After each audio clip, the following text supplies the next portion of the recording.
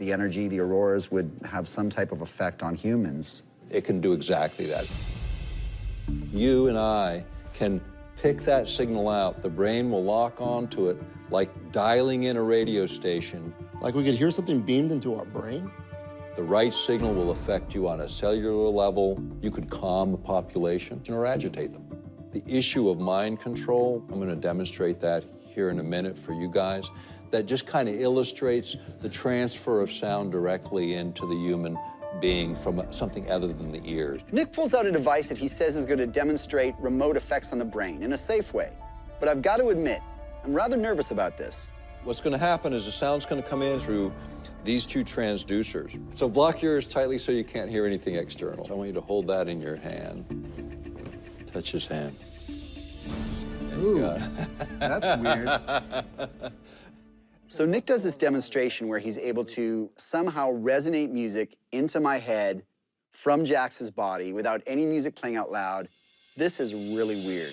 And then the idea of taking the jump from this to a wireless version of this, HARP could be utilized in that way. Any part of the electromagnetic spectrum can be pulsed, manipulated in specific ways to couple with the human body and create these kinds of consciousness effects. And mostly theories, or do you think this stuff has been These done? aren't theories. These, anyone who's read my work, there's hundreds and hundreds and hundreds of source documents cited. You can look at the 2006 protocols for the Navy. We're moving away from bombs, bullets, and ordnance towards mind control. Using those words is right in there.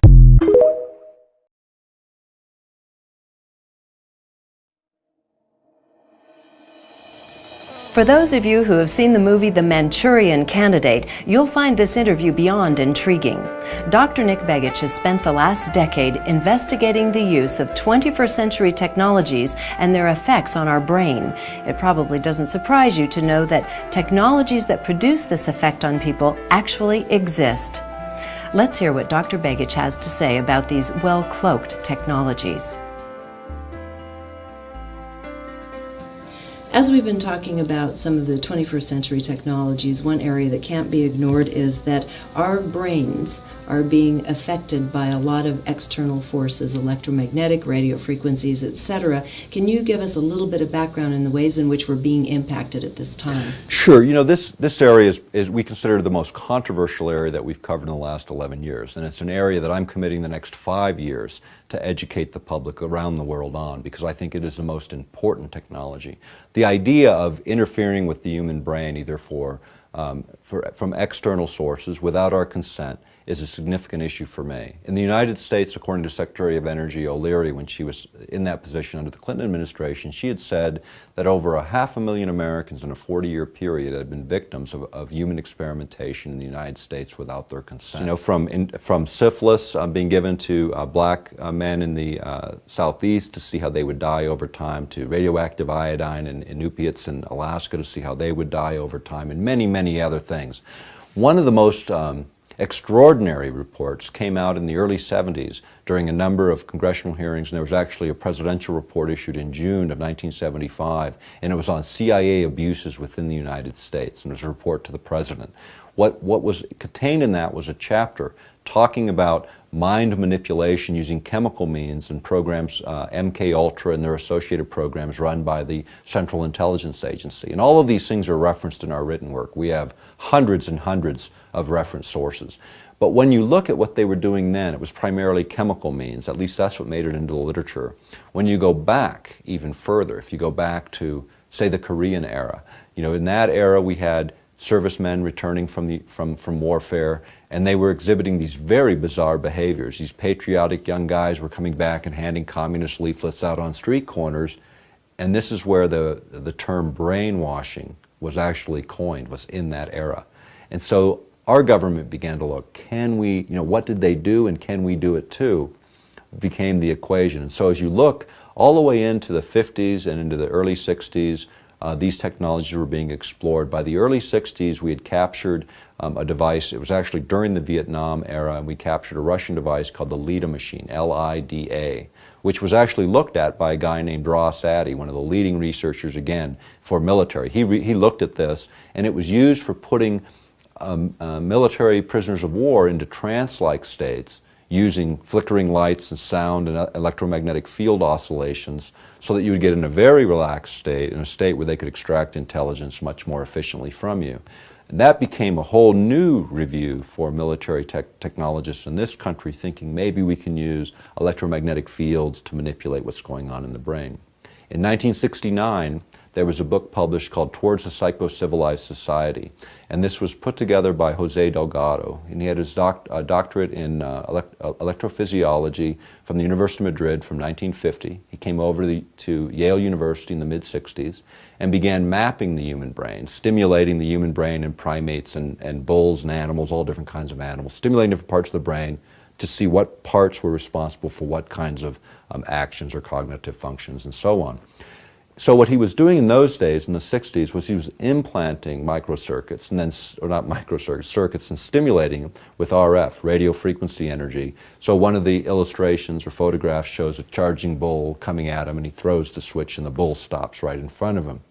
Well, by the mid-'80s, he figured out you didn't need any implanted technologies. All you needed to know was how to modulate the right frequency. And the energy density, the concentration of energy, was 1/50th of what the Earth naturally produces.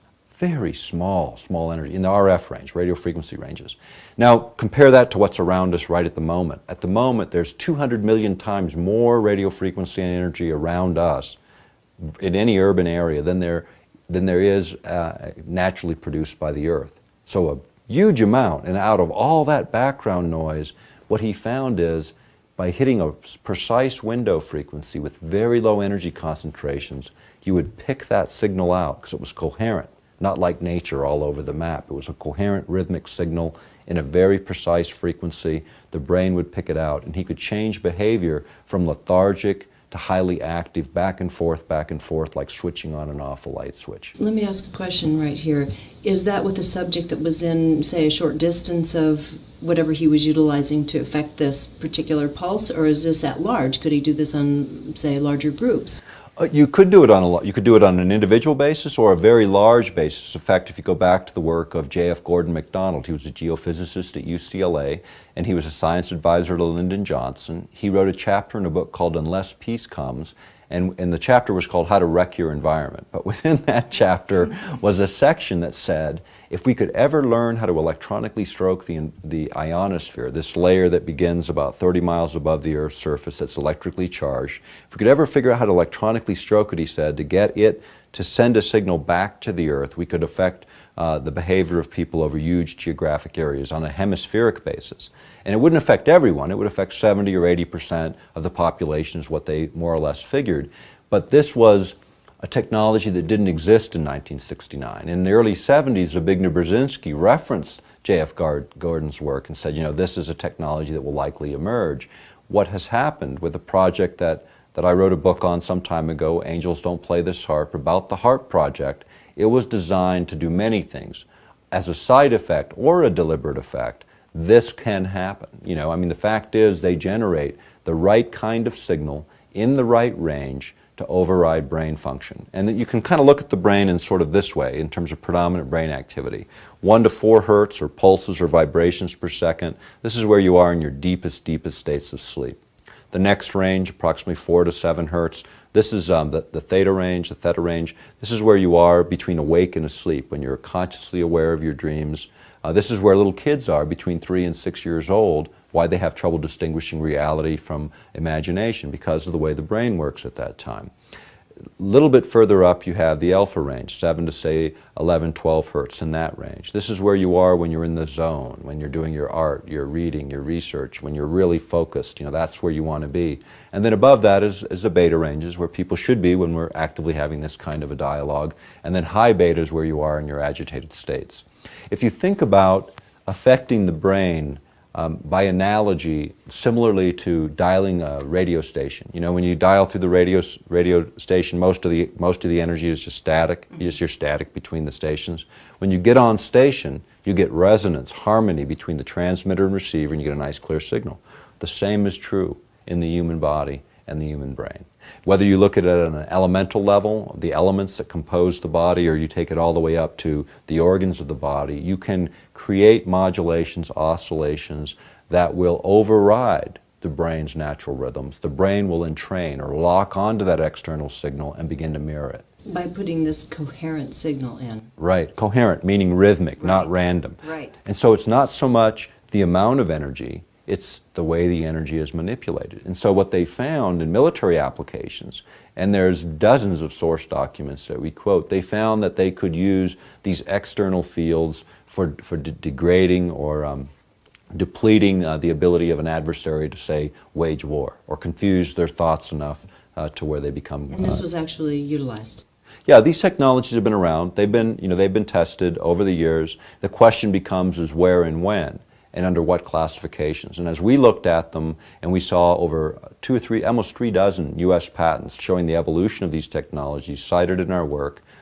This is all material that is in the open literature. When you trace the history, you can go back to, say, the early 80s even, where they began to ask for what's called dosimetry handbooks, dosages of radio frequency necessary to override various parts of the body, whether it be the brain, the heart, the liver, the lungs.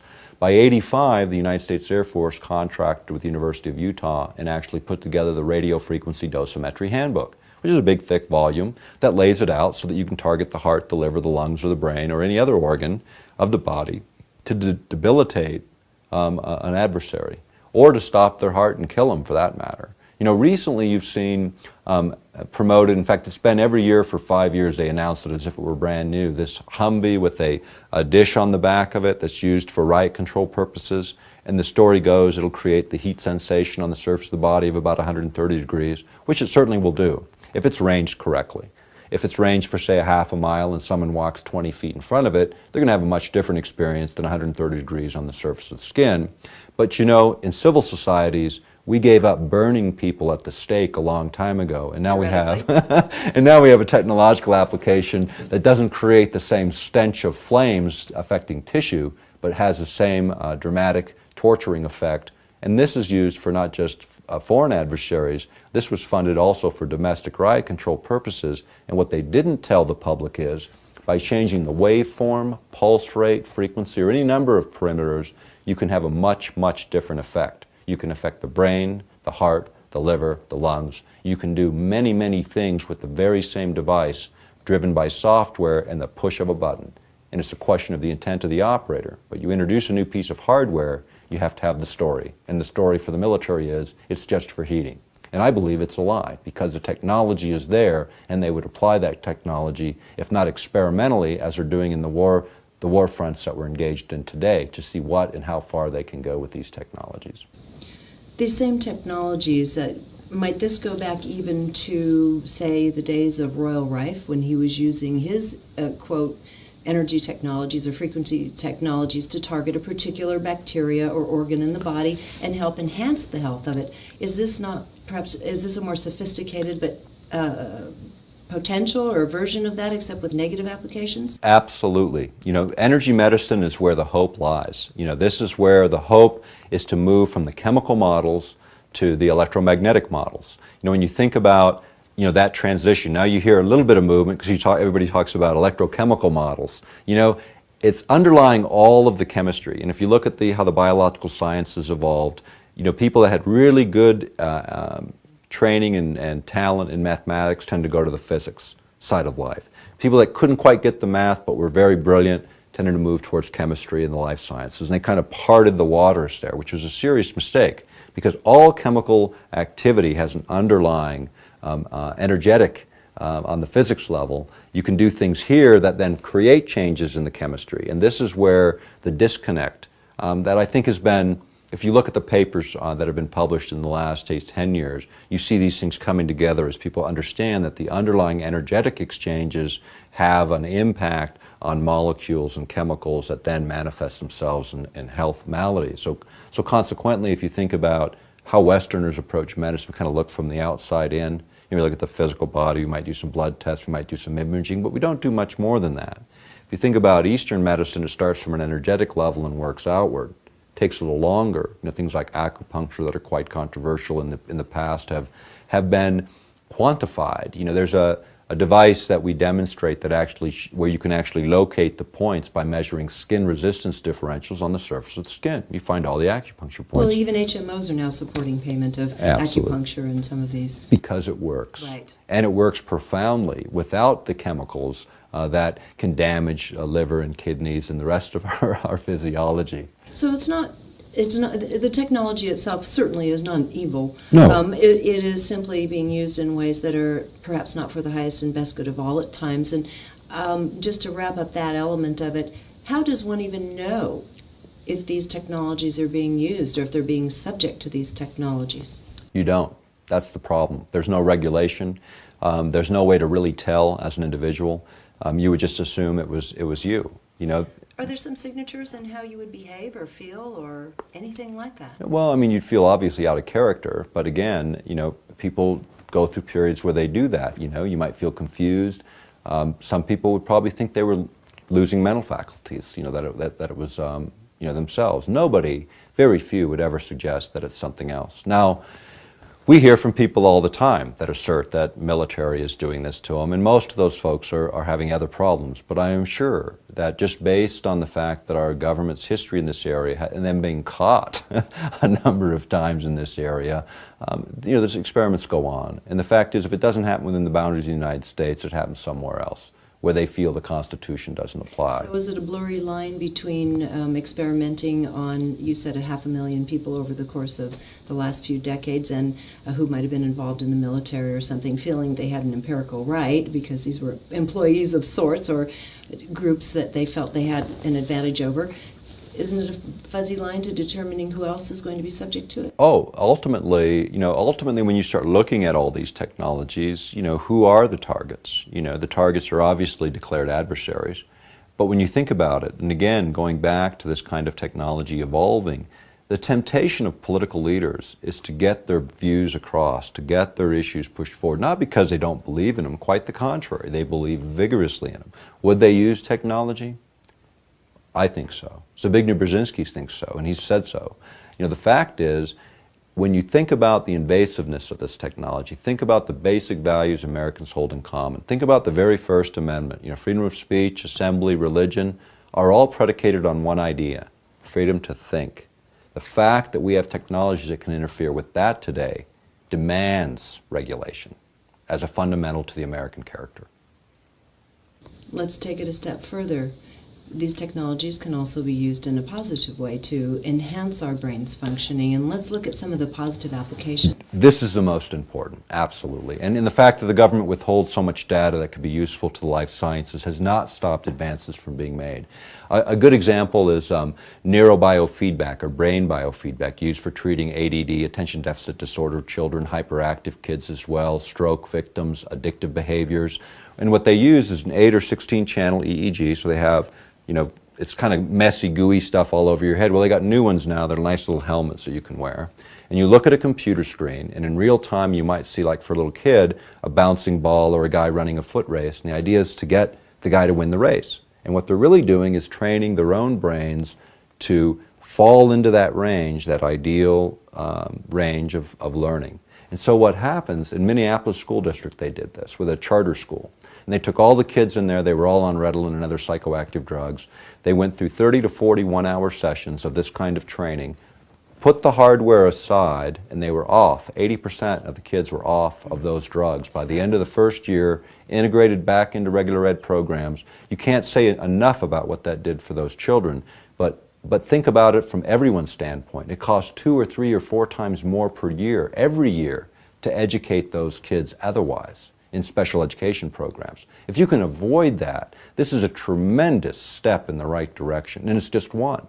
Other areas where this technology has been advanced is light and sound devices. You know, these ideas that create a flickering light that the brain entrains to, and people go, well, how can a little flickering light do that? Do you remember a few years ago in Japan when 700 kids went to the hospital with epileptic seizures from watching a cartoon? Now, it wasn't the energy concentration, because it's quite light. I mean, you put your hand up next to a color television set, you feel static. You get back just an inch or two and it's gone. Well, 10 feet away, they say it's perfectly safe. It was the flicker rate, the frequency, that window frequency of coherent energy that was sufficient to cause that chemical cascade in those 700 kids that led to epileptic seizures. Now, flickering light has been shown to do many things in terms of entrainment, but you can entrain to levels that get you into those deep states of meditative states.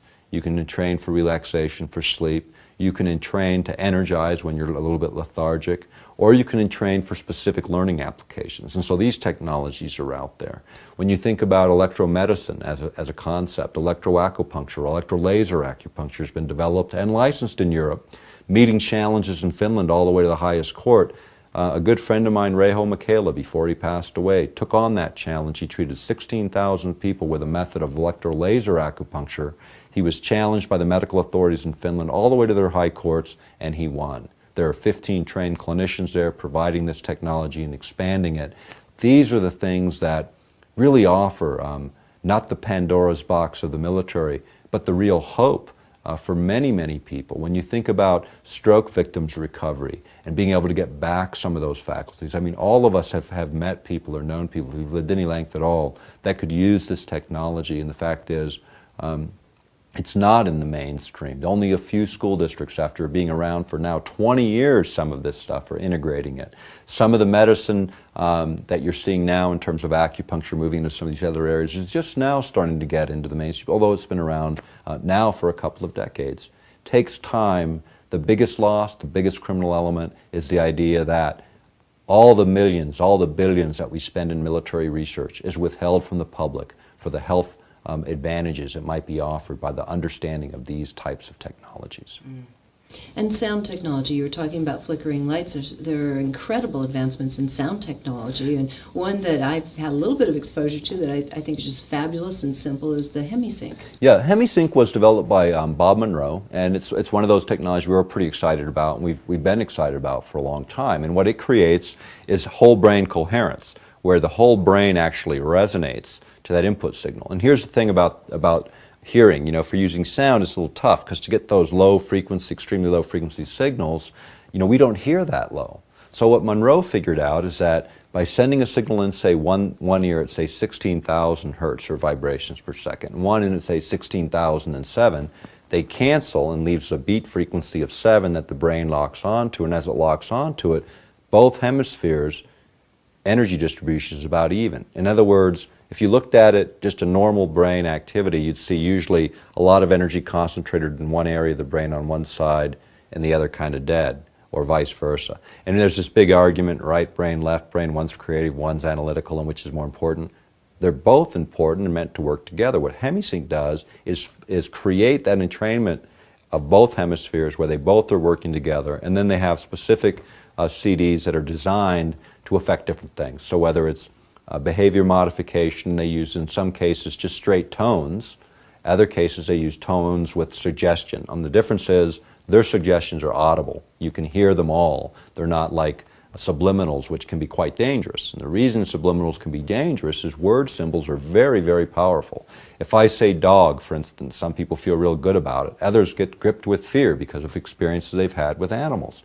So when you listen to subliminals and you don't know what's being said, remember these are bypassing the conscious. So if they conflict with your value system, conflicts in value systems at the subconscious level is the root of many forms of psychosis. So you want to know what's being put in. So HemiSync I like because if they use words, and in some they do, you know exactly what words are going to be used. They line up with your value systems or you don't use them. And then the one I'm particularly fond of that I use to sit down and write a script and do my research through my iPod little headset is one that has no words in it and you don't really hear the tone. It more just sounds like really pretty music. Right. Very pleasant music, except you feel incredibly uplifted and optimistic. Right. And your brain is incredibly focused. Yeah, and these are exactly what they're designed to do. I mean, there's several designed for concentration for those kinds of applications.